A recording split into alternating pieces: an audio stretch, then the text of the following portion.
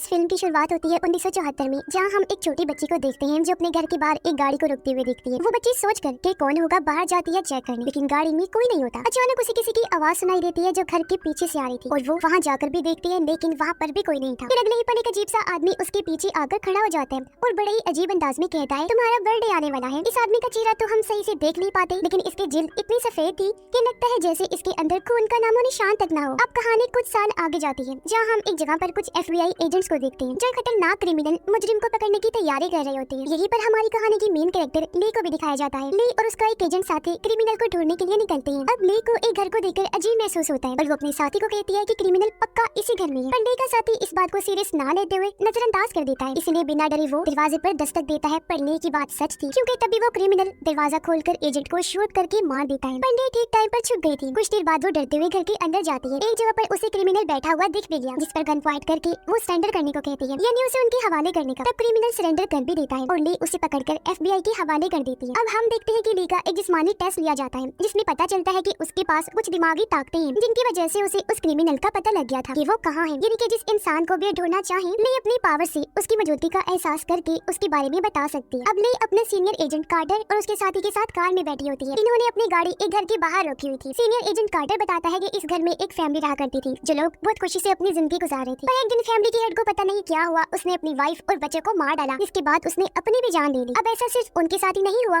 बल्कि पिछले कुछ सालों में बहुत सारी फैमिलीज के साथ बिल्कुल ऐसा ही हुआ है। फैमिली के हेड को कुछ होता है जिसमें वो सबको मारने के बाद खुद को भी खत्म कर लेता है। अब उन सारी फैमिलीज के घरों में से एक खत मिलता है, जिसमें कुछ अजीब कोड्स लिखे होते हैं। खत के आखिर में एक नाम भी लिखा होता है, लॉन्गलेग्स। सारे खतों की राइटिंग भी एक जैसी ही थी, यानी लॉन्गलेग्स नाम ये कोई शख्स है जो फैमिलीज के फादर के साथ कुछ करता है, जिससे वो सबको मारने के बाद अपनी भी जान ले लेता है। अब FBI को आज तक पता नहीं चला कि आखिर ये लॉन्गलेग्स कौन है, क्योंकि उसे कभी भी किसी ने नहीं देखा था। तो इसलिए अब वो चाहते थे कि ली इस केस को हल करे अपनी पावर्स की मदद से। ली ये देखकर हैरान होती है कि हर फैमिली में एक चीज सेम है, कि हर फैमिली में 9 साल की बच्ची होती है जिसकी बर्थडे 14 को ही होती है। अब ली एक बार फिर इन सभी सबूतों को इकट्ठा करती है। उसे पता चलता है कि जब फैमिलीज की मौत होती है तो इन सब के पीछे की वजह जो इनको खत लिखता है, यानी लॉन्गलेग्स, वो उस घर में मौजूद नहीं होता, जिसका मतलब साफ था कि कोई तो ऐसा इंसान है जो इस काम में लॉन्गलेग्स की मदद कर रहा था। फिर अब कार्टर ने ज्यादा ही शराब पी ली थी, इसलिए ली उसे गाड़ी के जरिए घर छोड़ने जाती है, जहाँ वो कार्टर की वाइफ और बेटी से मिलती है। कार्टर की बेटी उसे अपना रूम दिखाती है और कहती है कि मेरी बर्थडे आने वाली है, तो आप जरूर आइएगा। अब ली अपने घर वापस आती है और अपनी मॉम को कॉल करती है। हमें यहाँ पता चलता है कि ली का भी बर्थडे आने वाला है, लेकिन फिर अचानक कोई उसके घर का दरवाजा जोर जोर से पीटने लगता है। ली जैसे चेक करने जाती है,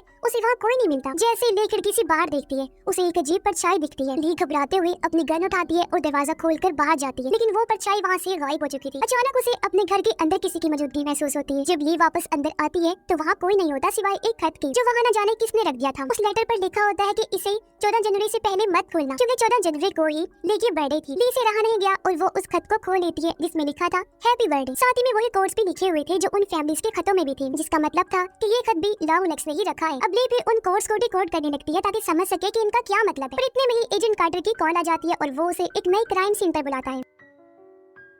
ये क्राइम सीन भी बहुत खौफनाक था, जहाँ लॉन्गलेग्स ने एक और फैमिली को बहुत ही बेरहमी से मारा होता है। इस फैमिली को मरे हुए 1 महीना हो चुका था और इनकी लाशें बुरी तरह से सड़ चुकी होती। यहाँ भी वही पैटर्न मिलता है, जिसमें एक 9 साल की बच्ची थी और वो 14 तारीख को अपना बर्थडे मनाने वाली थी। कार्टर ये सब देखकर काफी डिस्टर्ब हो जाता है, क्योंकि ये पैटर्न अब खत्म होने का नाम ही नहीं ले रहा था। अब ली अपनी माँ को कॉल करके कहती है कि वो कुछ दिन तक मसरूफ रहेगी और हम सीधा बर्थडे पर ही मिलेंगे। लेकिन मॉम उसे कहती है कि बेटा रोज गॉड से प्रेयर्स किया करो, दुआएं मांगा करो, क्योंकि प्रेयर्स ही हमें डेविल शैतान से महफूज रखती है। ली बात को नजरअंदाज करते हुए कहती है उसे सब याद है और वो फोन रख देती है। अब ली वापस से अपने केस पर ध्यान लगाती है, उसे हल करने की कोशिश करती है। वो सभी सबूतों की तारीखों को कैलेंडर में मार्क करती है, निशान लगाती है, जहाँ उसे एक अजीब पैटर्न मिला जो एक उल्टे ट्रायंगल की शक्ल बनाता है, जो कि डेविल शैतान का एक निशान होता है। ये पैटर्न नामुकम्मल था। अब उसे मुकम्मल करने के लिए एक तारीख गायब थी और वो थी 13 तारीख, यानी आने वाले महीने की 13 तारीख को लॉन्गलेग्स दोबारा किसी फैमिली का खून करने वाला था। ये सारी बातें कार्टर को बताती है और उसे कहती है कि लॉन्गलेग्स ने अपने खत में बार बार लिखा है कि उसे कैमरा फैमिली को मारने में सबसे ज्यादा मजा आया था। कैमरा फैमिली कुछ सालों पहले मार दी गई, जहाँ फैमिली हेड ने अपनी पूरी फैमिली को तो मार ही डाला था, पर साथ में एक प्रीस्ट को भी कत्ल कर दिया था जो उनके घर में आया हुआ था उस टाइम। मगर फैमिली हेड की बेटी, जिसका नाम कैरी था, वो बच गई थी, क्योंकि वो उस टाइम स्कूल गई हुई थी और फिलहाल वो एक मेंटल असाइलम में। ये सुनने के बाद ली और कार्टर उस फार्म हाउस पर जाते हैं जो कैमरा फैमिली का था। वहाँ कुछ देर खोजने पर उन्हें एक ताबूत मिलता है जिसमें एक डॉल थी जो बिल्कुल कैरी जैसी लग रही। डॉल को चेक करवाने पर पता चलता है कि ये डॉल किसी ने हाथों से बनाई है और इसके सर में एक मेटल की बॉल है। इसे छूने पर ली को अजीब सी वाइब्रेशन महसूस होने लगती है। इन वाइब्रेशंस की वजह से ली को कुछ अजीब ख्याल डॉल आती है जिसमें वो कुछ सांप देख रही होती है। उसे ये भी एहसास होता है कि ये डॉल किसी तरह से बुरी ताकत से जुड़ी हुई है। इसके बाद एक फ्लैशबैक दिखाया जाता है इन्हीं पास्ट का गुजरा हुआ सीन, जिसमें हम लॉन्ग लेग्स को ये डॉल बनाते हुए देखते हैं, यानी कि इन डॉल्स का बनाने वाला भी लॉन्ग लेग्स ही था। इसके बाद हम लॉन्ग लेग्स को देखते हैं जब हम पहली बार उसका चेहरा देख पाते हैं, जो वैसा ही सफेद था जैसा हमने कहानी की शुरुआत में देखा था। अब लॉन्ग लेग्स एक शॉप में जाता है कुछ सामान खरीदने। वो वहाँ अजीब हरकतें करने लगा और काउंटर पर बैठी लड़की से उसकी बर्थडे की डेट पूछता है। लड़की के सामने भी वो अजीबोगरीब हरकतें कर रहा था, जिसके बाद वो वहाँ से कहीं जाने लगता है। अपनी गाड़ी में बैठकर वो जोर जोर से चीखने लगता है जैसे कि वो बहुत गुस्से में हो, शायद इस बात से कि उस लड़की की बर्थडे डेट 14 नहीं है। दूसरी तरफ ली और कार्टर कैरी से मिलने मेंटल असाइलम जाते हैं, जहाँ उन्हें पता चलता है कि कैरी की हालत पिछले 20 सालों से बहुत खराब थी। ना वो किसी सवाल का जवाब देती और ना ही कोई रिस्पॉन्स करती, इन्हें कोई भी हरकत। लेकिन कल का दिन अलग ही था, क्योंकि 20 सालों में पहली बार कोई उससे मिलने आया और कैरी अचानक से बिल्कुल ठीक हो गई थी और बातें भी करने लगी। अब जो शख्स उससे मिलने आया उसने अपना नाम रजिस्टर में ली लिखवाया था, लेकिन ली तो आज पहली मर्तबा यहाँ आई थी, जो बात काफी अजीब थी। इसे वो दोनों भी चौंक जाते हैं, पर गौर करने पर वो समझ जाते हैं कि लॉन्ग लेग्स था जो ही कैरी से मिलने आया और उसे ठीक कर दिया। और उसने पकड़े जाने के डर से अपना नहीं बल्कि ली का नाम लिखवा दिया। ली अब कैरी से मिलती है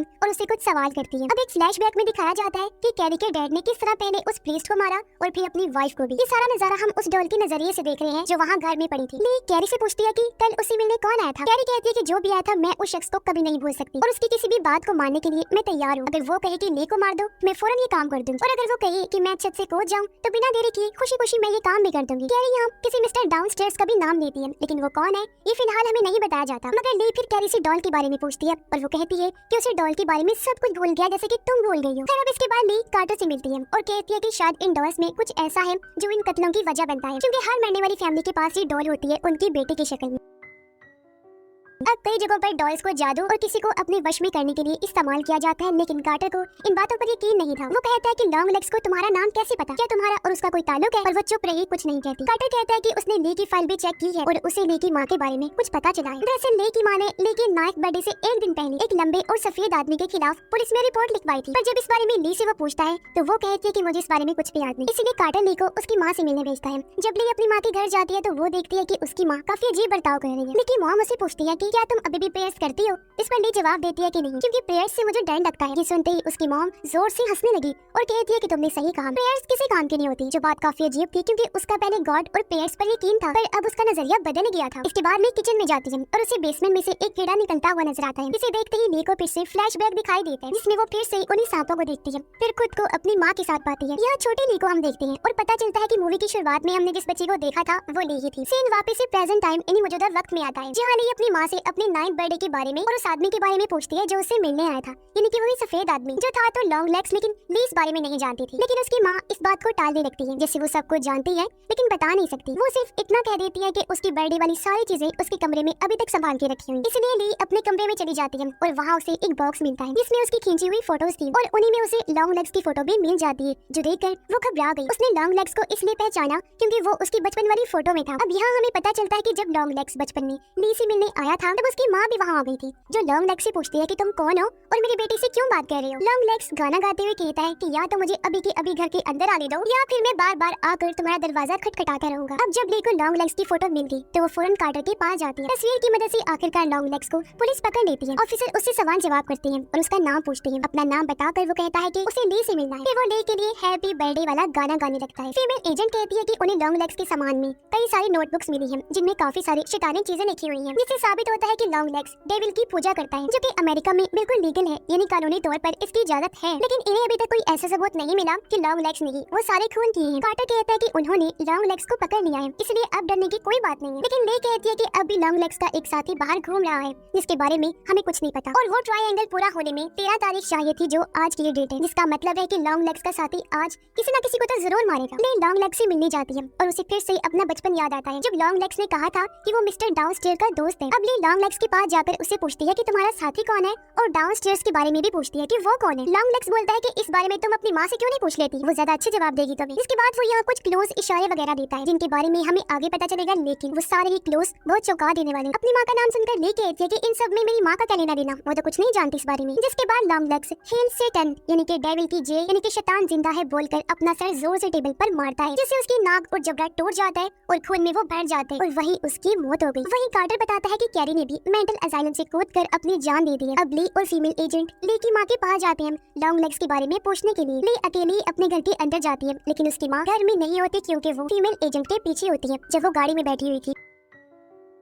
एजेंट देखती है कि यहाँ ली की माँ के अलावा एक और कार भी है जो कि लॉन्ग लेग्स की कार थी। अब तभी एक गन से ली की माँ फीमेल एजेंट को शूट करके मार देती है। ली जैसे ही गन की आवाज सुनती है वो खिड़की से बाहर देखती है जहाँ वो सामने का नजारा देखकर काफी घबरा जाती है। अब ली जब घर से बाहर आती है तो उसकी माँ ने एक डॉल पर भी गन पॉइंट की हुई थी। वो ली से कहती है कि तुमने उसे पकड़ लिया और अब वो आजाद है और तुम भी। ये कहते ही उसकी माँ गन चला देती है जिससे डॉल का सर उड़ जाता है और उसके सर से काला धुआं निकलता है। यही धुआं ली के सर से भी निकलता है जिससे वो वही बेहोश हो जाती है। अब इसके बाद हमें एक और फ्लैशबैक दिखाया जाता है जिसमें पूरी कहानी हमारे सामने आती है। तो असल में लॉन्ग लेग्स एक डॉल मेकर है जो डेविल के लिए काम करता है। वो डेविल को ही मिस्टर डाउनस्टेयर कहता है। उस दिन लॉन्ग लेग्स ली को भी एक डॉल देने आया था और इसी डॉल की वजह से ली को अपने बचपन का कुछ याद नहीं था। अब डेविल ली को मारना चाहता था तो अपनी बेटी के लिए ली की माँ ने डेविल से एक डील की कि अगर वो उसकी बेटी को जिंदा छोड़ देगा तो वो लॉन्ग लेग्स की मदद करेगी। यानी कि ली की माँ ही इतने टाइम से लॉन्ग लेग्स की साथी थी। लॉन्ग लेग्स अलग अलग लड़कियों के लिए अलग अलग डॉल्स बनाता था जो उन लड़कियों की शक्ल जैसी ही हुआ करती थी और ली की माँ एक नन के रूप में लोगों के घर जाया करती थी। वो उन फैमिली से कहती थी कि आपकी बेटी ने चर्च की तरफ से एक डॉल जीती है और चर्च के नाम पर लोग उन पर शक भी नहीं करती थी। इन डॉल्स के अंदर खुद डेविल होता था जो कि घर के डैड को करप्ट करता था। इन्हीं उसका दिमाग अपने कंट्रोल में कर लेना, उसे पोजेस कर लेना जिससे वो पूरी फैमिली को मारकर अपनी भी जान ले लिया करता था। घरों में जो लॉन्ग लेग्स का लेटर मिलता था वो भी ली की माँ ही रखती थी। इस वजह से लॉन्ग लेग्स घरों में जाए बिना ही लोगों को आराम से मार देता था ताकि वो सेटन को कुर्बानी दे सके। फिर फ्लैशबैक खत्म होता है और ली की आंख उसी जगह पर खुलती है जहाँ लॉन्ग लेग्स डॉल बनाता था। ये जगह और कहीं नहीं बल्कि उसके घर की बेसमेंट में है जहाँ लॉन्ग लेग्स काफी सालों से रह रहा। तभी ली को एक फोन आता है जिसमें एक शैतानी आवाज कहती है तुम कार्टर की बेटी की बर्थडे पार्टी में जाने के लिए लेट हो गई हो। ली को याद आता है कि आज कार्टर की बेटी का बर्थडे है सच में, जिसका मतलब था कि एजेंट कार्टर की फैमिली ही डेविल का अगला शिकार है क्योंकि उसकी भी बर्थडे 14 को ही होती है। इसलिए वो फौरन लॉन्ग लेग्स की गाड़ी में बैठकर कार्टर के घर पहुंचती है। ली जब कार्टर के घर गई तो वो देखती है कि उसकी माँ पहले ही वहाँ मौजूद है और कार्टर की बेटी जैसी दिखने वाली डॉल भी वहाँ रखी हुई है। और तो और कार्टर और उसकी वाइफ दोनों ही बहुत अजीब बिहेव कर रहे हैं क्योंकि डॉल ने अपना असर दिखाना शुरू कर दिया था। दोनों हस्बैंड वाइफ अब किचन में केक लेने जाते हैं जहाँ कार्टर एक चाकू से अपनी वाइफ पर वार करके उसे मार देता है। जिसके बाद वो अपनी बेटी को मारने के लिए उसे ढूंढता है पर मजबूरन ली कार्टर को शूट करके उसे मार देती है। ये सब देखकर ली की माँ भी अपने बैग से एक चाकू निकालती है और कार्टर की बेटी को मारने के लिए आगे बढ़ती है क्योंकि वो पूरी तरह से डेविल की गुलाम बन गई थी। लेकिन ली अपनी ही माँ को शूट करके उसे जान से मार डालती है। ली अब उस डॉल को भी शूट करने वाली थी लेकिन उस गन की गोलियां खत्म हो गई थी। जिसके बाद ली अब बच्ची को यहाँ से चलने के लिए कहती है। बच्ची तो तैयार थी लेकिन खुद ली रुक कर उस डॉल की तरफ घूरती रहती है मानो जैसे उसे भी डॉल ने करप्ट कर दिया हो। जिसके बाद हम लॉन्ग लेग्स को देखते हैं। जी हाँ, वो मरा नहीं था, अभी जिंदा था, जो कह रहा होता है हेल सेटन और बुरी तरह हंसने लगता है जिससे हम समझ पाते हैं कि कुछ भी खत्म नहीं हुआ बल्कि फैमिलीज की मौतों का सिलसिला तो एक बार फिर शुरू होने वाला है क्योंकि लॉन्ग लेग्स भी जिंदा है और लेके हाव भाव देकर लग रहा है इसे वो भी करप्ट हो गई है और अब अपनी माँ की तरह वो भी लॉन्ग लेग्स का साथ देगी क्योंकि ली की बर्थडे भी 14 को होती थी तो इसलिए डेविल उसे मारना चाहता था पर क्योंकि उसकी माँ ने शैतान से डील कर ली थी इसलिए उसने ली को नहीं मारा क्योंकि उसकी माँ लॉन्ग लेग्स का साथ दे रही थी। पर अब वो ये काम उसकी माँ की जगह ली से करवाने वाला था और इसी भयानक एंडिंग के साथ ही ये कहानी इधर ही खत्म हो जाती है।